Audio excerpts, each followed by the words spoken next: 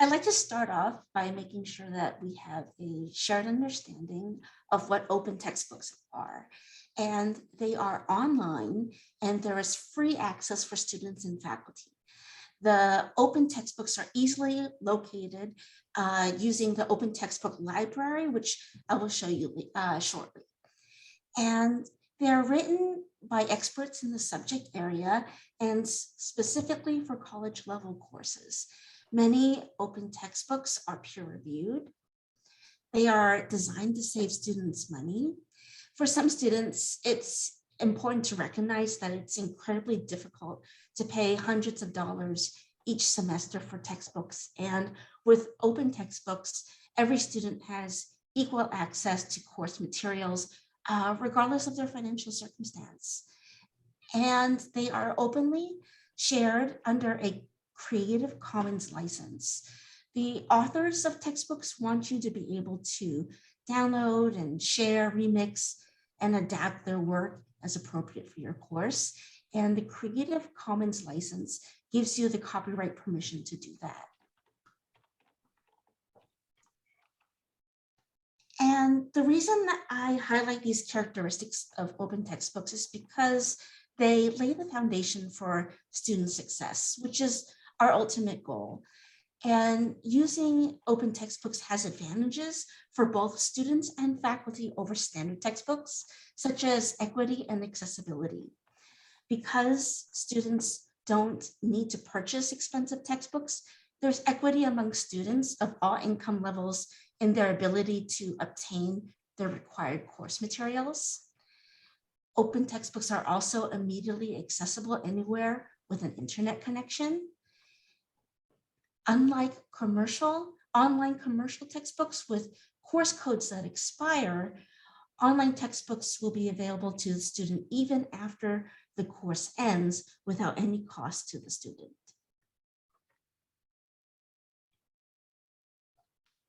There are also advantages with respect to engaging students in the learning process. Faculty have the flexibility to revise and adapt materials from a variety of sources to suit their pedagogical needs.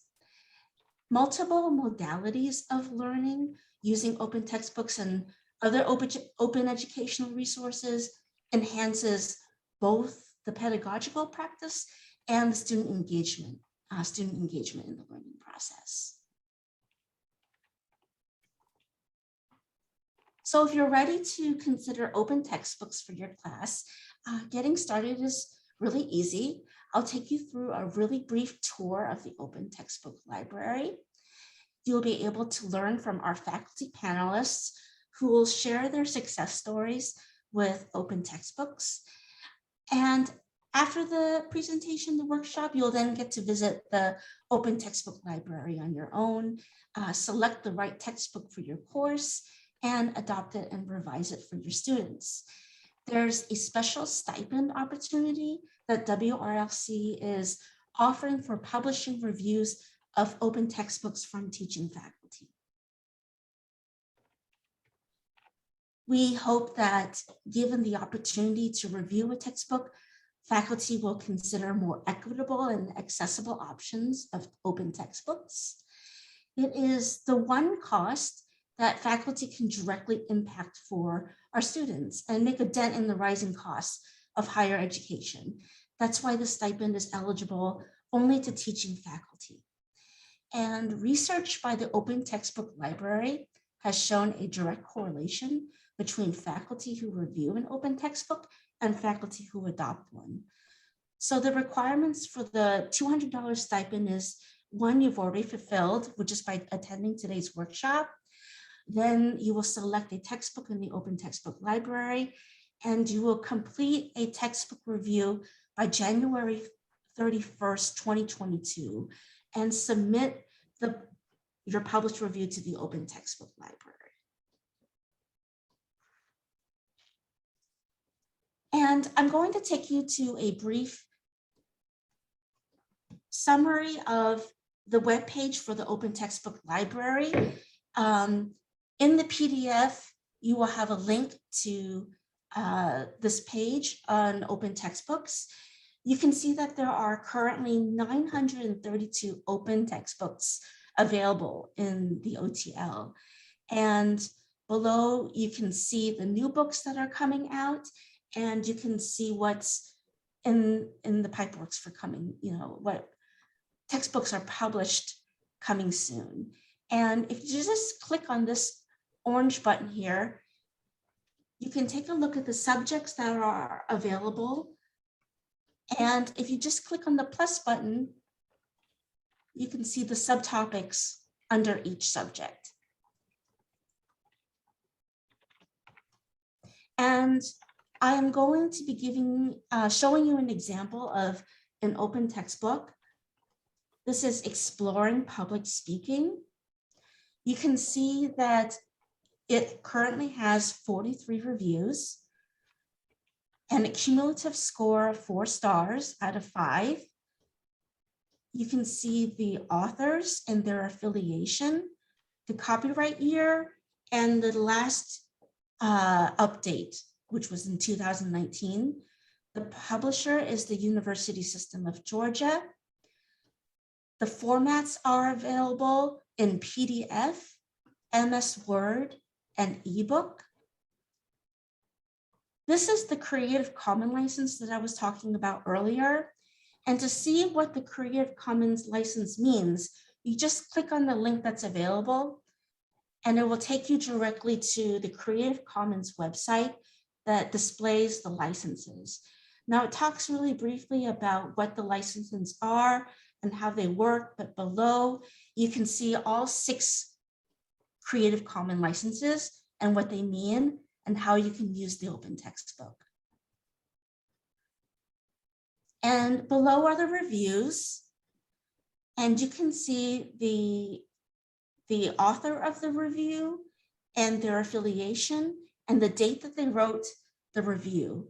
And to read more, you can see that to review a textbook, you would need to provide a description for each 10 criteria. And if you like more examples or description of what the criteria means, just go under the reviews topic and click Learn More About Reviews. And here you can see a description of all 10 criteria and what it means to be looking for in your review. And finally, I just want to show you that with open textbooks, there are ancillary material sometimes available. And if you just click on this, you can see that there are slides available to download.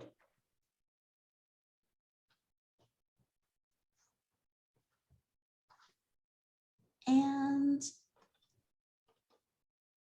this shows each individual review, but the comprehensive review is shown up here. And that's it for the review of the open textbook library. Okay, thanks, Stephanie. So I'll give you a chance to get the slides back up, and we will move into the faculty discussion panel portion of the workshop. So hello, my name is Janice Overmeyer. I'm the Open Education Librarian at Marymount, and I'll be moderating the panel. So up first, we're going to have Antoine Jones, who's a professor of sociology, Africana studies, and epidemiology at GW. And Antoine wasn't able to join us live today, so we actually have a pre-recorded session that Doreen did with him. So I will let Stephanie cue that up for us now. Sure.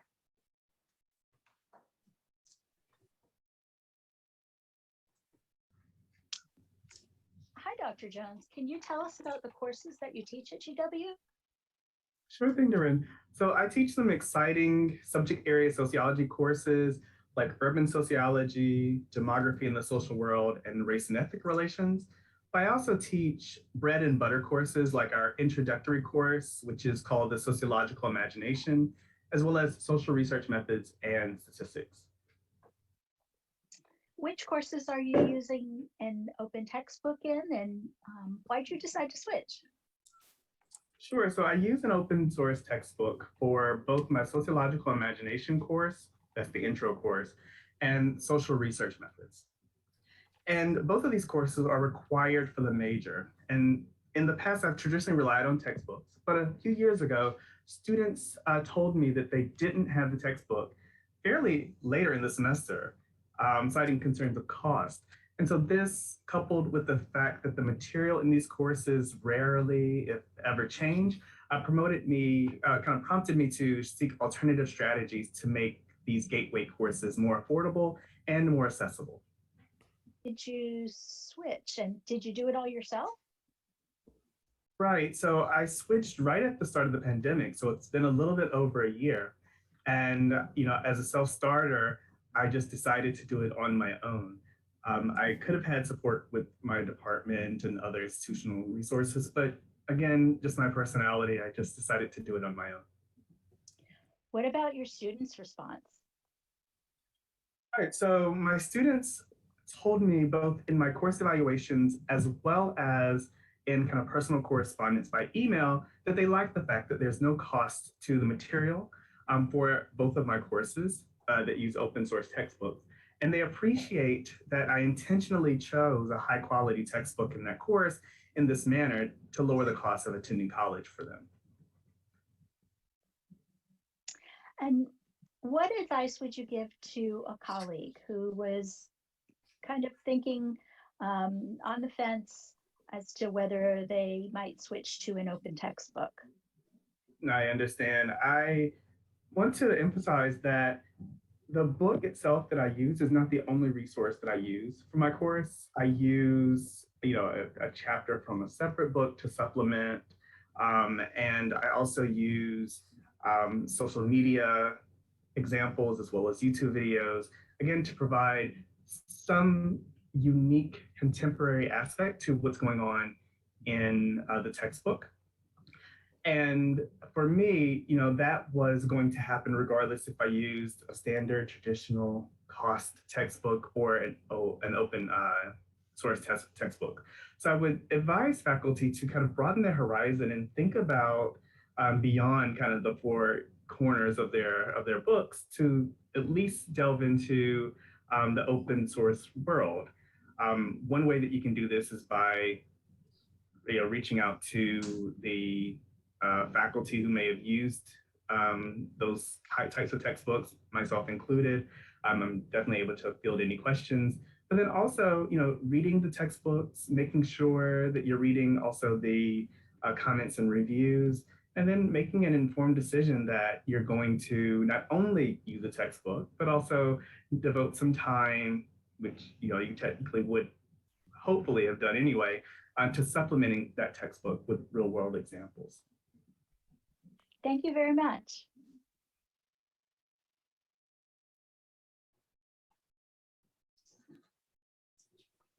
Okay, so we will move on. Up next, we have Professor Christian Aguiar, who is an associate professor of English at UDC.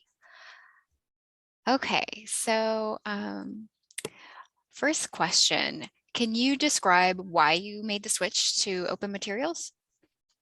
Yeah, Jenny, so it's actually a lot like what Antoine was talking about. When I first started teaching, I was teaching these huge first year writing courses, initially at Nova before I came to UDC. Mm-hmm.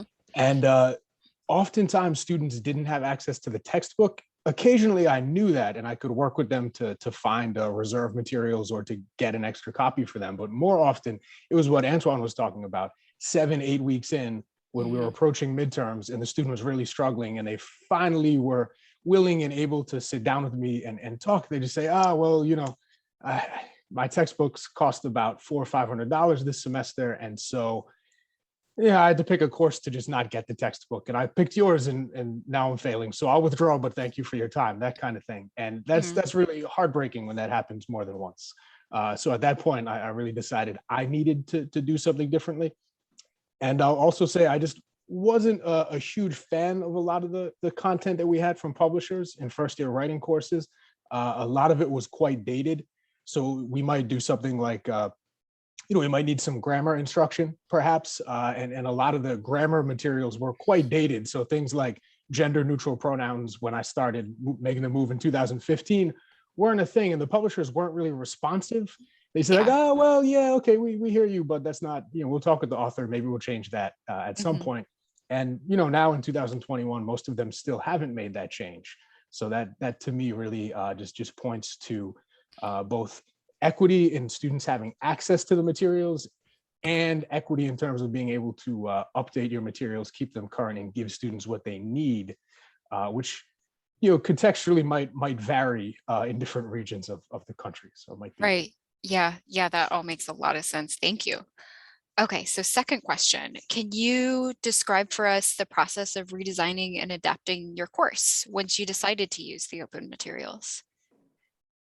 Yeah, so it's been really a long-term iterative process. So I use OER for all of my courses at this point, but I took the approach very slowly. So I started making a switch with one course, and I initially just found materials sort of haphazardly and swapped things out. I put together my own book, sort of, like you might do in a graduate course years ago. And then I moved to a free open access platform through, I think it was Lumen Learning at the time. And I used that for a little while, a complete course package, very easy to use and editable. And then probably 4 years ago, I moved entirely to using some of these OTN resources instead, and still using some of the things I designed to supplement them, like Antoine was talking about, but using a more dedicated textbook. It was a pretty easy process because I've spread it out over years. I wouldn't necessarily recommend anyone attempt to switch all of their courses to OER in one semester. I think that would be, beyond what we can do as faculty or humans.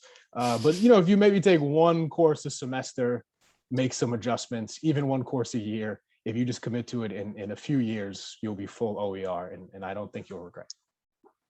Awesome. Thank you so much. So we have up next our third panelist, Professor Marina del Sol, who is teaches critical writing at Howard. Marina, can you hear me okay? I can, yes. Okay, great. Loud and clear. Yes. So Marina, can you tell us how teaching with open materials has impacted your pedagogy? I prepared a little presentation. Well, yes, absolutely. We are flexible, and we're just so that the attendees know, this is the last piece of content that we have, so we're going to open it up for questions. So if you are, I'm sure you're ready to go. We have so much knowledge in the room with us, in the virtual room. Okay, this is amazing. I'm excited. Yes. Okay, so I will. I'm going to mute myself just so you have the full.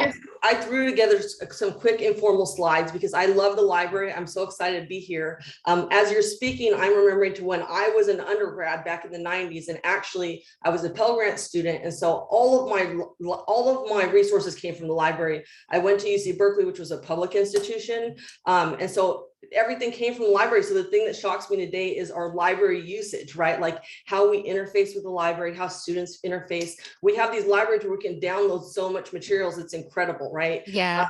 So for me, like I really, so I teach first year writing, and I like to focus, I'm trained as an anthropologist. And so I focus a lot on looking at writing and representation.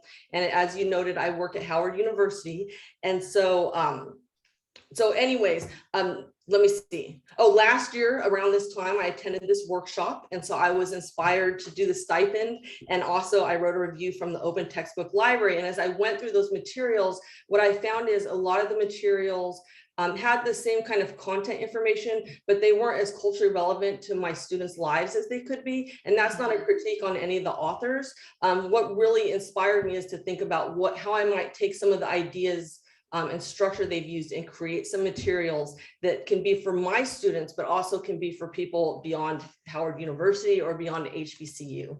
So prior to this workshop in 2018, or all throughout my educational history, actually, I've used instructor materials that are open resource, whether they're provided to you. When I started working with I have a class called Persuasive Research and Writing. It's a second semester writing course for first year students. And so I started using this Engaging Communities, and this is for, it's actually for instructors. So I used it to structure my lessons and to think about teaching ethnography, which I'm trained in as an anthropologist. So moving on, I decided to create an OER, and this is in progress. I'm so excited to show you this. So this is an OER on Scalar. It's called, let's see, Writing with Zora Neale Hurston, a pre-research guide, and it's designed to teach students to use library sources, to use digital archives, and to really interface with all of the online content that we have. Right now, this is in progress. So on this left, you can see that there's a table of contents, and it has a section of cultural representation, a section about documenting everyday life, because I use writing to learn, and it has a section about entering the archives. What I envision with this OER is that it would be something that could be used in first year writing, but it could also be used in writing the disciplines, because Zora Neale Hurston is a multidisciplinary scholar, and she works in dance, in film, in journalism, right? In literature, and in the social sciences, anthropology. And so I think that this is she's a great figure. And I think that she's an important figure for all fields, not just Howard University. This is an example of one of the internal sites of the book. I like that I can incorporate a lot of images. So here's the internal site, and the students can navigate different activities they'll do in the guide here. And then this is just the section I want to show, entering the archives. This is going to be the section where it talks about accessing online materials within the library sites or different archives. And this is a picture of the Moreland Springer Center at Howard University. And then my acknowledgements, Miss Carson has been pivotal. Miss Angelique Carson has been pivotal in my exploration of OER. I appreciate her so much. And I appreciate this summer, all the books she got me on Zora Neale Hurston. She got me like 40 books, and she was just a beautiful angel in my life. Dr. Alicia Ojeka from World Languages has helped me with the framework for my site. And then this summer I was in an NEH Humanities Summer Institute focused on Zora Neale Hurston, and they helped me out too. So thank you all for listening. I would love to collaborate with any of you to talk about OER. I put my name at the bottom. Thank you. Do you have, is your resource publicly available yet? I made it so people can see it. I can put the link in the chat. Yeah, that'd be wonderful. Yeah, I think I would love feedback if anyone has anything to say. Yeah, and we have Angelique on the call too. So such a nice shout out. It was and I wanted to also say that I was in the same position when I was in college, Pell Grants, and the library was just essential to making it through. So, and I see a lot of head nods across the board, which is great, because it really feels like, I think that when you have that experience and it's palpable in your past, it makes it easier to connect to students who are experiencing something similar. I would love to open it up. Thank you, of course, to all our panelists. That was just, it just gives me a little chills. It's so just, yeah, really emotional and wonderful to hear all the work that you all are doing. And across, in the room overall, I love the shout out to Angelique, who I know has just hit the ground running and adopted this and is carrying this torch. So yes. Well, Okay. I want to say something really quick. Just to underscore something Dr. Del Sol says. First of all, Dr. Del Sol has been a huge OER ardent supporter since the very first moment we met at a similar faculty panel like this. And thank you for sharing. In another Pell Grant, again, thank you for bringing that up, Dr. Del Sol. It makes all the difference to students who are in similar programs. Thank you.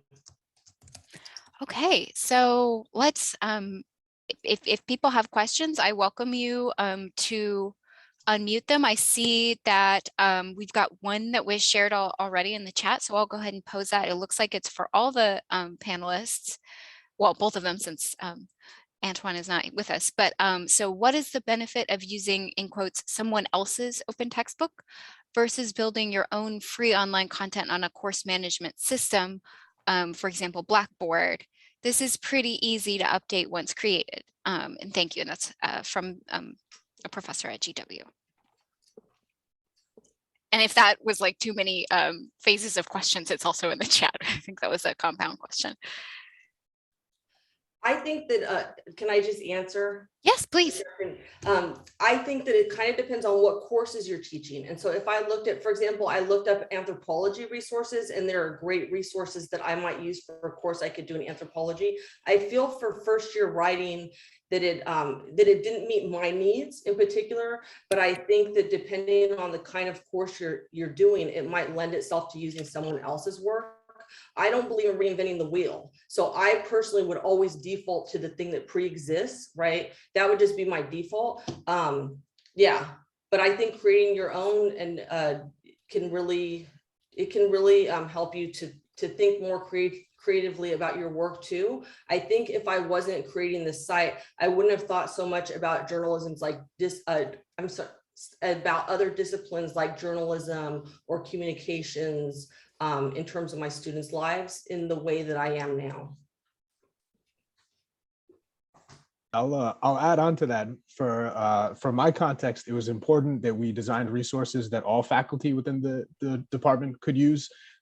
So with that in mind, I might have a pretty idiosyncratic way of teaching first year writing. So I wanted to make sure that I had a textbook that we could all get behind to some degree. And then I could go in and, as you've suggested, create an LMS platform with additional activities and content to make it my own. But I think this is something, I know my colleague Megan Kowalski is here, and she just kills it with OER stuff at UDC. I think institutionally, as we might try to move at like a department level or a program level to do more OER stuff, it can be important that you have some sort of peer-reviewed common material, someone else's stuff that you can then adapt, because it gives you that basis to collaborate with all of your colleagues on, just in my experience. I'll add on one more thing to that. And I think Marymount is in Virginia, so I have the good fortune of being part of two consortiums. One of them is Viva, which is, it is a state. So we have the statewide connections and resources. And part of that, so I think when you keep things in an LMS that's proprietary, like Blackboard or Canvas, one of the challenges, and I know both of those have like a commons component, but it makes it challenging so let's say that, someone from AU wanted to adapt or just look at the materials that you developed for your students. They are, in terms of repositories, they're kind of behind a paid proprietary paywall there. So making it available outside of that, I think, can open it up to not only other instructors across your university, but also other instructors at other universities. And I think if you put an open license on those, it gives other people the chance to iterate on your stuff. And it's just, different levels of access. And I see, I see Piper Campbell has a hand up. Yes, can you speak to how these open resources are different from ebooks that are available to the students through the library? So I use the electronic books and include the sites in my syllabus, which addresses the point that the students don't need to pay for them. So how is that different from an open resource? I can tackle that, but I just don't want to hog the mic. I think Angelique. Sure, I'd like to speak here. So those items that you're going to find, are electronic resources at your library, are subscription items that are paid for. The perception, of course, is that they're free, and that's fine because we want everyone to use them as quickly as possible and as easy as possible, but we do pay for them. So those aren't necessarily perpetual. We have paid for that access, and we're going to have that access for as long as we continue to pay the subscription. So one thing with the open access material that you'll find, it is perpetual, and also you may also find a greater variety. Your school, your institution may not have an electronic textbook of Algebra 101 or engineering or introduction to engineering. But you bring up, so this is an opportunity to find a lot of those introductory courses that we're discussing today. So that's one reason why, and it's just another opportunity to find more material. We would love it if when we say open or low cost or no cost. We are absolutely in our conversations with our instructors discussing when we, what you can find here at the library already. Also, the items that we're paying for through subscription, those are still like, we still are beholden to the publisher. We can't revise them. We can't change them. We have to use them as is. There's no opportunity for open pedagogy, but it does offer, there's not going to be any ancillary material, so depending on what your needs are, if you can find it at your institution's library as an e-resource, absolutely. We lump that in, that's no cost. That's just a little bit how they're going to be different and how they're available to you later and how you can use them now. May I ask a follow-up?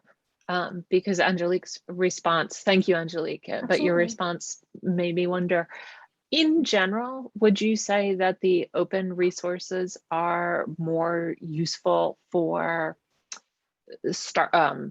initial beginners type courses, Sure. introductory courses? Well, I would say that there are probably the wealth of it are, because that's probably where the effort has been. But as OER develops and as OER is revised and how it's used, you're going to see a lot more material that would absolutely speak to a third year or a fourth year class. What we're, it's who's writing, like in any subject, who's doing the writing and what are they writing for. So I think the initial concern or interest was in writing material for these introductory courses, but there is so much more. There is so much more that's being written. It's a really, I call it the OER verse. So between what is available in the OER verse and what's going to be available within your institution's library for resources, that's where you get your OER representative. We are here to help curate and pull them down. We don't want you to look at a grocery list of where you could possibly find something helpful. We're going to help walk you through the process and seeing what works for you. You are the expert. So in the end, you're going to know what works best for your class and whether you'd rather have something traditionally published off the shelf as an e-resource or find something that you can revise and make hyper specific to your students is what we're here to do. Sure. Thanks, Angelique. Other questions? There's a question in the chat, Andrew Taylor.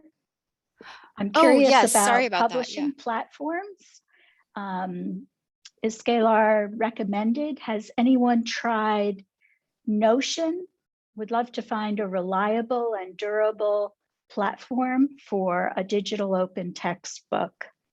And one thing I'll just insert here, Andrew, is that there are a number of platforms that are available. What comes to mind is Pressbooks and Manifold, I know has been used on our own campus here at GW, but I'll let others also talk about their experience with publishing platforms for OER. Sounds like Professor Del Sol. I'm not familiar with Scalar. I'd love to hear more about your experience with that. And I don't know that I like recommend Scalar versus anything else, because I think in life, my life has been about going to the resources I have access to. So the choices Scalar had to do with Scalar was having a boot camp, and Dr. Jacob was willing to go attend that boot camp and get the key. They actually have a lot of gatekeeping where getting that initial key can be hard, but once you have an account, you can create things. And so he did that for me, and I appreciate it so much. And so that's the site I used. I liked it because it's kind of actually interfaces like Canvas or Blackboard in terms of the way you enter things. So you don't need to have coding skills or no HTML. So for me, that worked for what I'm doing right now, but I don't know that I don't have the ability to recommend it in relation to anything else. I liked it. You can use a lot of visuals, a lot of multimedia. Thank you. So I'll actually jump in with something, not from my own experience, but from some colleagues I've worked closely with at Georgetown. They were able to put together a web-based sort of ad hoc publication with their students. And I think this kind of speaks to what Angelique was talking about before. They wanted to design a text for a reading motherhood course that they teach. And so they were able to gather some of their readings together, gather some of their teaching guides and things like that. But then also throughout the course, students were able to add material. And so they've got that together. I want to say it's WordPress. I know very little about this. I haven't really tried it myself. I'll put the link in the chat. but they were able to get this OER resource together. And, you know, speaking of collaboration, I've now been able to take some of their resources and use in my first year writing class. I want to say this is a 200 or 300 level course, so it might speak to some of the questions about moving beyond those first year courses. In this case, it's something my colleagues Pam Fox and Liz Velez have been teaching for, I want to say like 20 years. So they had a lot of materials and they just decided to put them together and make them open. So let's see here.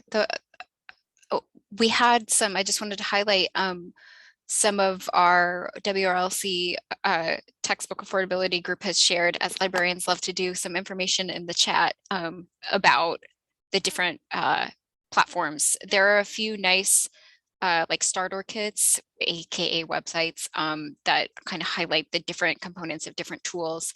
The other thing that you'll see in the chat, so the Open Textbook Network, who makes the platform available that Stephanie showed us, they have a publishing co-op that's free, and they, my colleague Doreen has shared a link to that. I have not participated in that, so I'm not super familiar with the content, but just looking at it, it's in an open Canvas course, so it looks like you can kind of skim through and see the different components of that. Like, I think that I'm just skimming through myself, I can see that they cover a couple different platforms. And then let's see here. So we have a Marymount faculty member, which hello. So what tips do we have to begin this process in a historically textbook heavy graduate program then? Sounds like what Christian was talking about, with, you know, focusing on one instead of being like, I'm going to do all my courses at the same time. I mean, that would be a logical starting place. Doesn't anybody want to speak to that? Sounds like I see Angelique's hand up. I just want to quickly, I think this is also another really great example of partnering with your OER representative. You know, like I think most of us have had, you know, OER has been in the air academically, we're aware of it, but are we really aware what's happened in the last 5 to 10 years? I think most of us have maybe primarily like a little longer was our last brush with OER. And there is just so much more.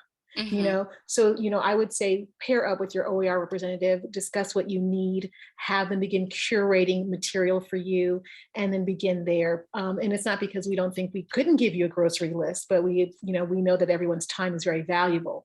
So partnering definitely takes a big chunk out of that. And then also some imagination for, you know, some thinking of how you can make this, again, hyper relevant to your community, even as you're reviewing the material. Like, what do you wish was there? What do you wish was there, and how would you change it? You know, and what are the other reasons the students didn't open the book until about 8 weeks into the semester without, outside of not having it? So that's just one item. Anybody else? I can jump in here really quick. It's Megan Kowalski at UDC. There are some professors at the upper level who are moving to what they like to call open pedagogy, where they engage the students to help them move to OER. So they design assignments to help them, you know, create the content that goes for the courses in the future. And I just dropped a link into the chat about open pedagogy, but that's a part of the open pedagogy notebook where there are program level, course level, and assignment level examples ready to go. So that's one way to, you know, engage those higher level courses, because the students get into doing part of the work for you. So yes, they learn, but they also do some of the work for you. Yeah. So glad you brought that up. The other thing, Brandon, since you are one of my faculty, is I do kind of the bread and butter of how I have worked with OER at Marymount is one-on-one consultations. Like I have, you know, basically a very detailed spreadsheet and kind of iterative review process where I will help walk you through the getting started, because it's overwhelming. It's the whole wide world, you know, of the internet that's right there for you. And I think that the most important thing you can do is have someone to kind of spitball with at first and get you going. And then I think in my experience, once faculty get going, they're like, oh yeah, I know, I can do this. I've done this stuff before. But it's just knowing that you have someone to help you in that beginning, like getting over the hump of actually just exploring is, that's what we're here for. Yes, Okay. and I second, this is Doreen, and I second what Jenny said, that's what we're here for, and you don't have to do this alone. Okay, I don't see anything coming up in the chat, so if anyone has questions, feel free to just speak up. Janice, I have not a question, but one comment. Sure. I see that there's one attendee who is calling in on their iPhone, and I don't know their name. Part of the incentive program for writing a textbook review is, as Stephanie said, attending today's workshop. And I need everyone's name in the participant list in order to verify that you have attended today's. So if that is you, please let us know your name.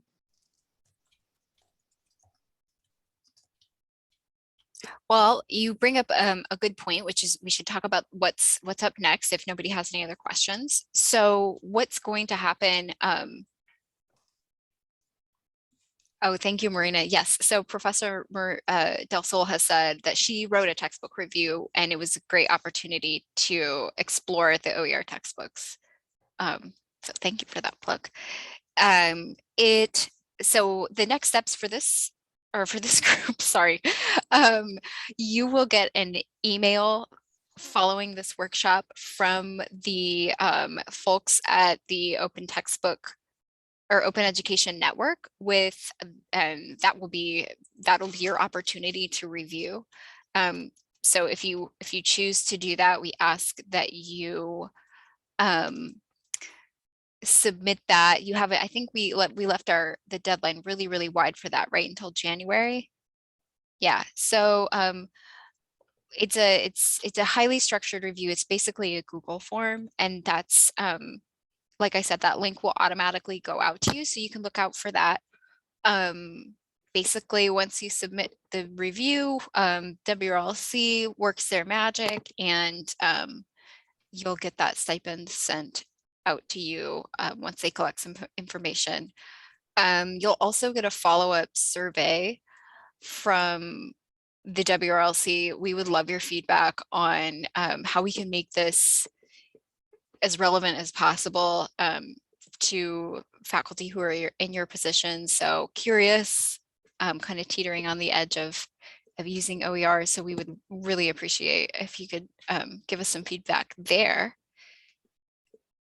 And I think that that's everything we have today, unless anybody has any final questions. I see that the our iPhone person has identified themselves. Thank you. We're glad to have you. Yeah, so Professor Del Sol also has said in the chat, when she heard review, she thought of a book review for publication. This is, and I've had that question before. So it's not like a peer review. It will not take you, 40 hours. It's highly structured and it's very simple. So if you click into one of those, you can see I think it's 10 criteria that they give you. You can give each one 1 to 5 stars, and then you have the opportunity to enter some text. So yeah, thank you for saying that, because it is, I think when you hear review, you're like, okay, when do I have time to do these things? So, okay, well, thank you. Super thank you to our panelists. We're so grateful. I think that what you have to say just speaks volumes, and it really demystifies the process. So thank you for making time. And thank you everybody else for attending. You know where to find hopefully your representatives now. The slides were shared out in the chat, so if you didn't have a chance to grab that link, you can do it now. And we welcome you to contact us. We're here to help.